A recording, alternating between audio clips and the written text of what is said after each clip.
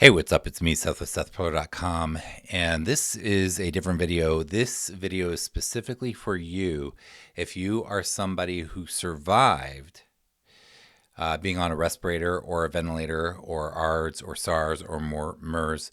If you are somebody who survived anything that ends with the RS, the respiratory syndrome. So I had ARDS. I lived through ARDS. My name is Seth, SethPerler.com. I'm an executive function coach in Colorado, and I help struggling students navigate this thing called education in school so they can have a great life. And a big part of my story and a big influence on how I teach, how I educate, how I work with kids is based on my experience being in a coma with ARDS. ARDS, Adult Respiratory Distress Syndrome. And if you have survived something similar to this, I have a message for you. It has nothing to do with education, but I tell you that it inspired me in terms of my education because it did help me to learn some things about the body and the nervous system that heavily impact my students and their lives and all of us. And what I'm going to do is I'm going to tell you really briefly about my story, but I want to tell you what happened afterwards and what you may or may not want to be anticipating happening and how you can work with that. So here's the quick story. So I was living on the Navajo Indian Reservation and I got sick. And hello to all my Navajo friends out there. And I got sick and I started throwing up for about 3 days, throwing up blood for about 3 days. And to this day, they really don't know what it was, whether it's hantavirus or some other thing. So, we ingest, inhale, come into contact with so many thousands or maybe even millions of bacteria and viruses, and there are tons of them that they've never even been identified. Our body, they come into contact with our body somehow. Our body sees them, takes care of it, boom, done. Something got into me, got into my lungs, attacked my lungs filled with fluid, which is my body's immune system trying to take care of this problem in my lungs. Meanwhile, the lungs are where we exchange gas. So if you have fluid where you're exchanging gas, essentially, I felt like I was drowning, like I was suffocating. So I had been really sick for a few days, feeling like I had a flu. Went into the hospital. Next thing I know, I wake up 9 days later after being in a coma for 9 days, and I'm tied to the hospital bed. Because when you are coming out of the coma, they don't want you to pull the intubits out. I don't know this. I didn't know I was in a coma. I had no idea how much time had passed. I just know that I'm tied down and I'm looking around like, what in the world is going on? It terrified me. So, anyhow, I eventually, they take it off when they know I'm not going to pull the intubits out. Eventually, the intubits are removed and I'm able to breathe on my own again. I'm very, very, very fortunate.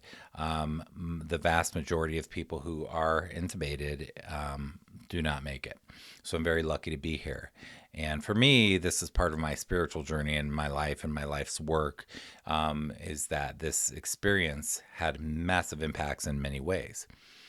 But I'm going to talk to you about one specific way. So for those of you who have come out of it and have recovered, I'm going to tell you about my experience. And I don't know if this is your experience, but it took me a long time. And the reason I'm telling you this is it took me a long time, months to years, to really unravel how it impacted me.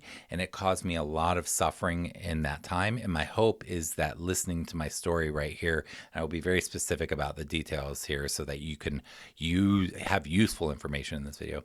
But my hope is that hearing this will help you, if you're going through the same things, to not have to go through what I went through for as long as I went through it.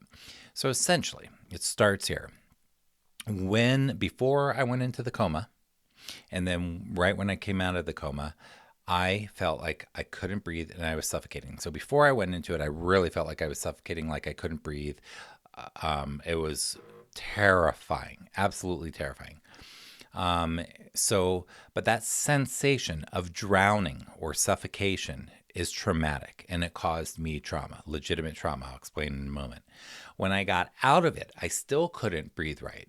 In fact, they did what's called a thoracentesis, where they went in and took fluid after I had come out of the coma, where they took fluid out of my lungs. I'm not going to describe the details of that, but they took a lot of fluid out of my lungs. But before that, like, there was still fluid. I couldn't get deep breath, and I had to blow into this thing to see how much air I was able to exhale. And I just couldn't raise the little air thing that goes up when you breathe out. I just couldn't hardly make it go anywhere. And I remember just having so much trouble just normal breathing. So after I got out of the coma, I'm still having, you're not just healed. It took a long time. Meanwhile, my body had atrophied. I can't walk. I'm 35 pounds less. My body had eaten every bit of me that it could to stay alive during those 9 days.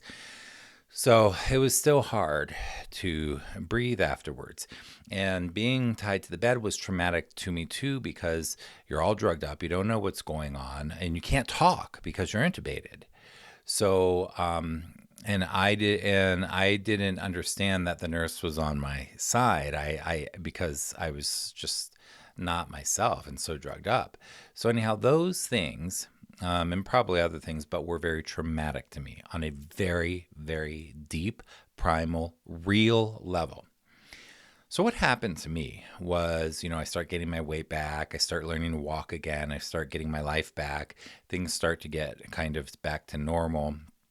And I start biking or running or walking or doing little workouts and just trying to get my physical health back and get my body strong again. Whenever I did that stuff and I would start to get a little bit out of breath, which was very easy for me to get out of breath, obviously, after this experience. When I would start to feel a little bit out of breath, I would start to get a little bit of anxiety. Now, this is where you know if you should watch this video or not.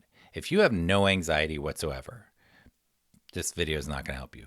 But if you're feeling anxiety, this is what really was very difficult for me. So I started having this anxiety. I remember one time I was biking in the woods, and at this point I lived in New Mexico, and I'm with a bunch of people and we're biking, and I started getting out of breath. And I pulled over and I stop, and I feel like I'm suffocating. I feel like I can't breathe. And what was happening was I was short of breath, but my mind was telling me, oh my gosh, what if there's not a hospital around? What if I can't get those people back? And I remember, this is true, but they're biking, they're way down the way, and I'm yelling, hey, come back, hey. I'm trying to yell. And then as I yell, I'm thinking, oh my gosh, am I using too much energy yelling? They didn't hear me, they didn't come back, and I'm sitting there saying, am I going to die? And I'm sorry to be so stark for any of you that are sensitive to it, but this is my reality. This is what happened. And what happened was my anxiety, every time I felt like I was short of breath, whether I was walking upstairs.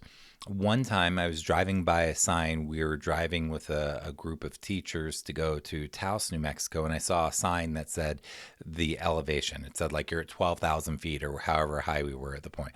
And I remember seeing the sign, and I started getting an anxiety attack. Because not the sign didn't cause the anxiety attack. The altitude did not cause the anxiety attack or panic attack. What caused my anxiety was my beliefs or thoughts or fears about it. Listen very closely to those of you who are coming out of that sort of a state, being on a ventilator, a respirator, a coma, having an RS, a respiratory syndrome like ARDS, MERS, or SARS. For those of you that have come out of it and you're starting to feel anxious and you're worried, am I getting enough oxygen? Can I breathe right? What's going on? Am I going to be okay? Am I close enough to a hospital? That is what I went through. And it was terrifying because what had happened is, now I understand it, but it took me years to deconstruct it, and I'm going to explain it to you right now.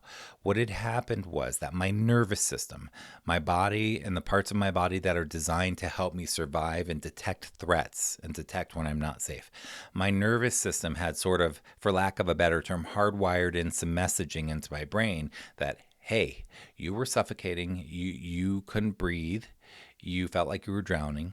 That is serious business. If something like that happens, I want you to be on red alert, Seth, so that you can take care of it.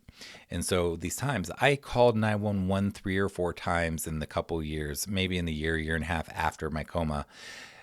because I thought I was going to die and I couldn't breathe. I literally called ambulances or went into the ER and said, I can't breathe. And then they would check me and they'd be like, you're fine. Everything's fine. Now, I didn't understand what was going on in the body to be able to feel comfortable with them saying that. One time when I was living in Flagstaff, Arizona, I called 911. The ambulance comes to my house. They say, you're fine. I'm baffled. I don't understand what had happened on a nervous system level. I thought that my lungs were still damaged and that I was suffocating. They're like, dude, you're fine. I'm like, okay. They leave. I call them back, have them come. They check me again. They're like, you're fine. Obviously, because of, well, I don't need to talk about that. So I was dealing with my body going into panic attacks, panic attack disorder, anxiety attacks, and what's called anticipatory anxiety.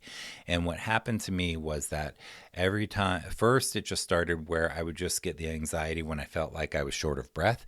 And then I started getting the anticipatory anxiety where I would be afraid of the next time I was going to be anxious. I'd be like, oh, is it going to happen today? Am I going to be able to breathe today? And so I was going through this. Now, I'm not saying that you are not going through having legitimate lung damage and that you shouldn't be concerned if you feel shortness of breath.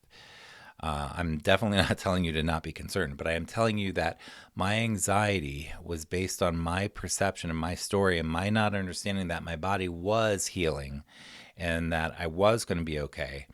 But that anxiety, the reason I'm telling you this is that anxiety became daily. I would wake up in terror every day. I'd wake up afraid and I would have the anticipatory anxiety. It trickled throughout my days. Sometimes I'd forget about it if I was involved in my work. I was a teacher at the time. If I was involved in a fun social activity where I wasn't thinking about it or whatever, if I wasn't thinking about it, I was fine. But once I started thinking about it and thinking, is everything okay? And doing a check and being like, oh, can I breathe normally? And once I would have anxiety trickle throughout my day. And the reason I'm telling you this is because it was debilitating. It held me back from living my best life. But seriously, it held me back a lot from living a good life. It impacted me. I remember one time I was going on a road trip. I went about an hour out of town. I turned around. This was a week-long road trip that I had been planning for months. Turned around and came back home because once I had the panic attack on the road, because I was afraid there was no hospitals nearby, I couldn't complete even a fun road trip because my anxiety had paralyzed me. My anxiety was beginning to rule me. My anxiety was taking over my life. So anxiety is our friend when it's telling us about real threats. When we get gut feelings, when we get anxiety, when we get nervous, it is a signal to check out if we're safe or not. But what had happened to me with the trauma is that I was in a sort of locked, repetitive cycle where I kept re-engaging the anxiety and my nervous system kept going into a state where it was saying, Seth, are you safe? Are you being threatened? Are you going to be okay? And my body was just like my baseline used to be like this. Now my baseline was here. I used to have anxiety a little bit every once in a while, like everybody does. Now I had it all the time, spiking in and out of anxiety, just this constant fear. So, why am I telling you this, my friends? Because what I said is that if I can help you understand what's going on in the body a little bit and how I dealt with it, maybe it can help you not go through what I went through.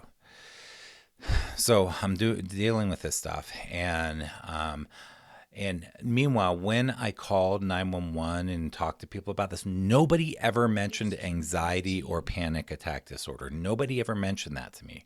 I really wish somebody had mentioned maybe you're having a panic attack or an anxiety attack.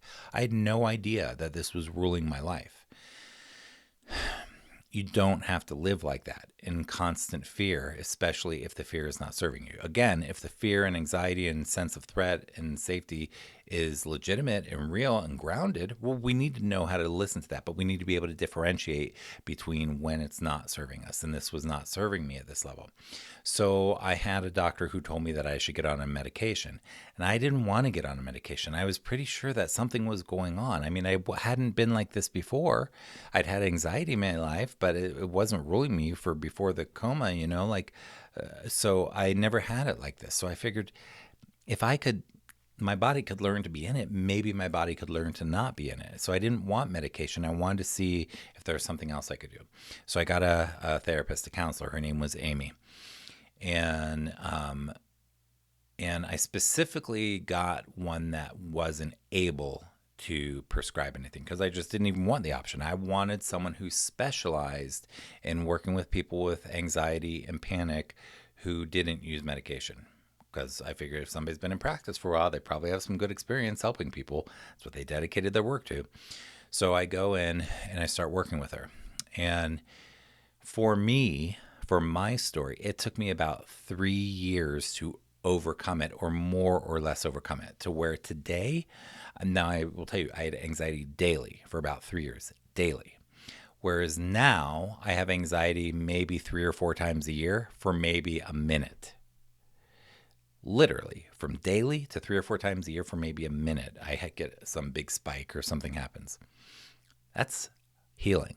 That is that my nervous system quite literally has changed.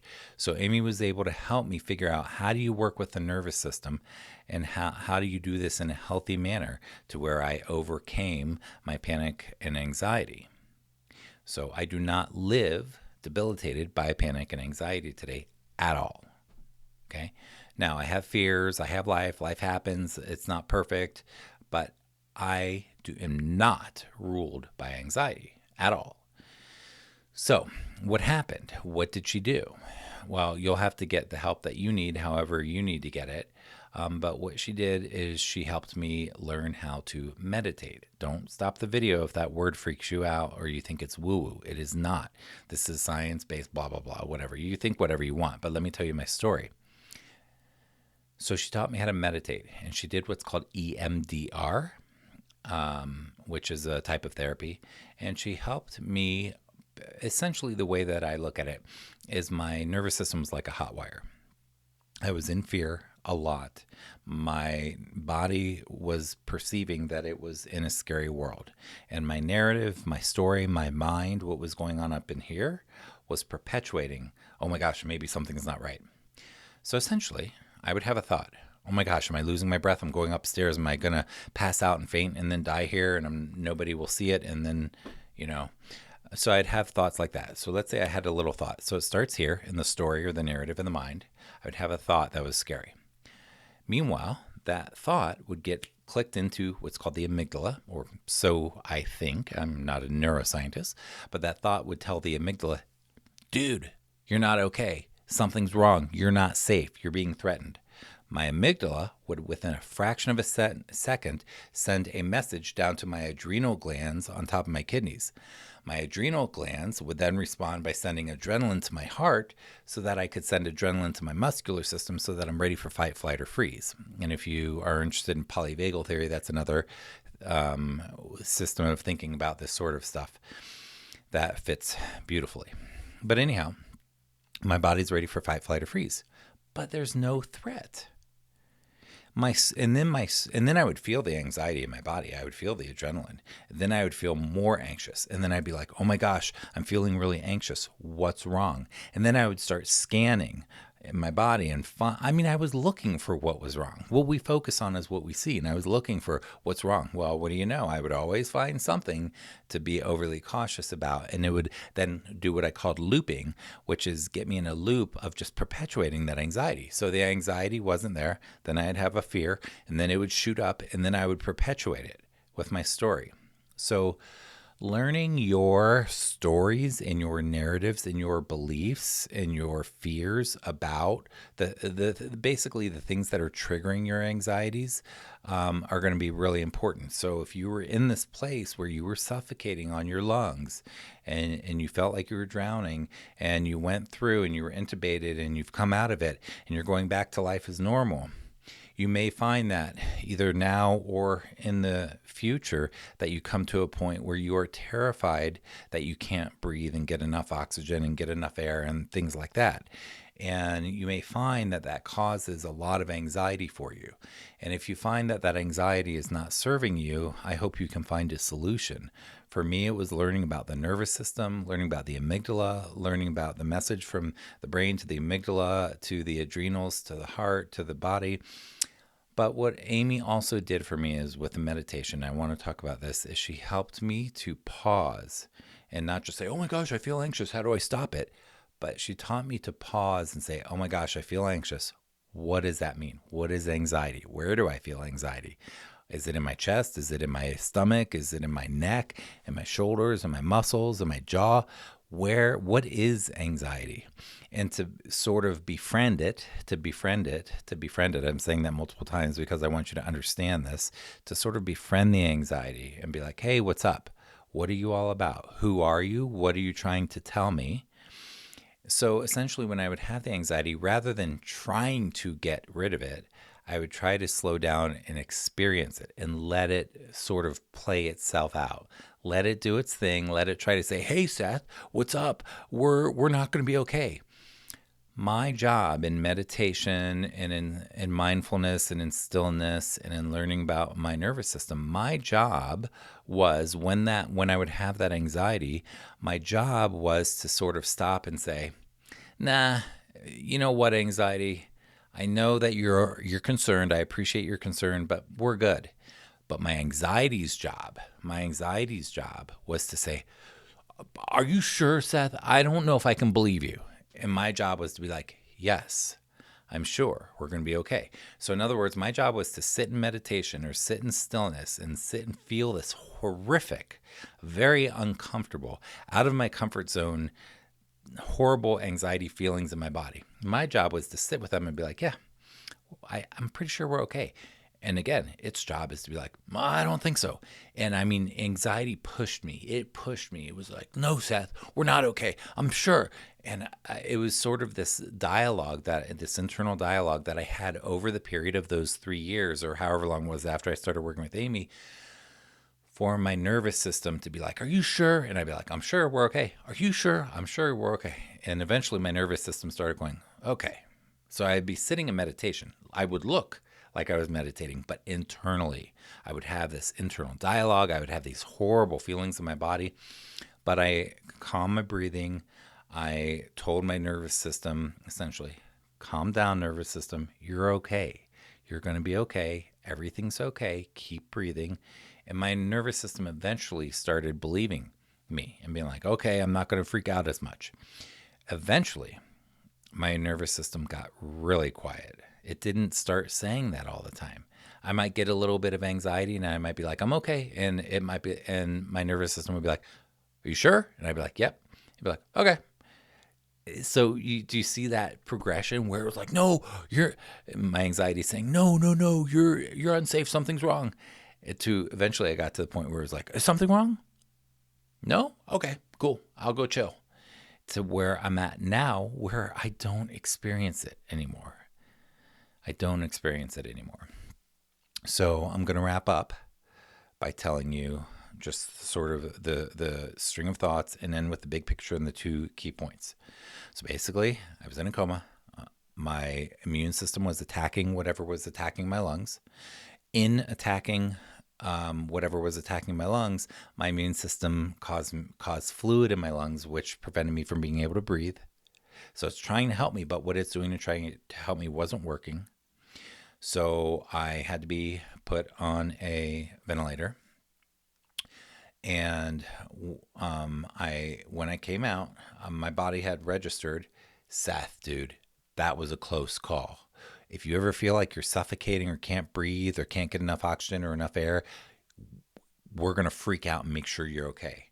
So I go on with life. And when those things started happening, I started having a lot of anxiety and a lot of panic attack and a lot of anticipatory anxiety. I sought help. I did not choose to use medication. I chose to use someone who did a somatic therapy. Mine was EMDR and mindfulness meditation. There's also brain spotting, somatic experiencing, and other somatic therapies that work with the body. My nervous system started to understand that I was safe. And in working with those things, there were 2 things that I worked on. One was the somatics, the body, the nervous system. That's one. The other thing I was working on at the same time is the story, the narrative, the fears, the mind, and learning a story or self-talk or internal dialogue that would serve me rather than just being at the mercy of my fears, where it was ruling me. So I had to change my internal dialogue. My name is Seth Perler. I'm an executive function coach at Colorado. I help struggling students navigate this thing called education so that they can have a great life. I went through this experience. For me, serendipitously, I believe it was very important. I work with this stuff with my students all the time in terms of the nervous system. A lot of my practice has to do with understanding, for me, for the people I'm working with, for teachers, for parents, how our nervous systems can sort of get in there and interfere with what we're really trying to get done, and how it can push us in ways that we really didn't intend. I hope this was helpful to you. If this was, please share it with somebody who it might be helpful to. If you know anybody else who has survived a similar state, or somebody else who is struggling with panic and anxiety. I'm not a doctor. I'm just someone who went through it, and I'm just telling you what I believe I've learned with my limited knowledge. But the main thing I can tell you is this: I am not a slave to my thoughts and my anxieties today. I am a free man. I'm a free human being. And that was because I dealt with the nervous system and the narratives. I hope you're healthy and safe, and that your family is healthy and safe. And I hope that you have some joy and some peace of mind in your life today. Be well.